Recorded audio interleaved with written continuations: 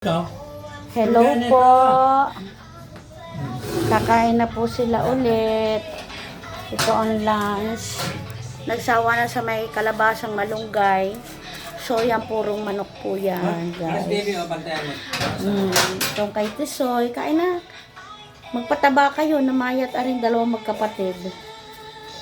Si Donay, taba-taba. Kain na. Kain na. Ayaw mo kumain. May ginagawa si Daddy, pakakainin mo na yung mga friends natin sa labasan. O, anak. Chimken. Sarap naman ng kain, no? Chimken.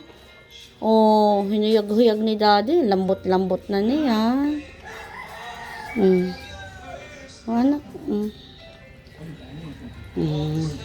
Kain. Kain, anak. Baka ikaw ay maagawan pa ni Tanggol. O, bus na agad ang kapagkain ni Tanggol.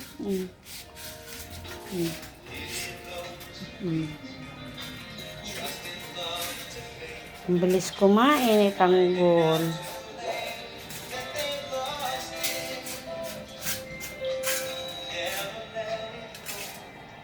And the winner is, namaya talaga ng aming si Tanggol.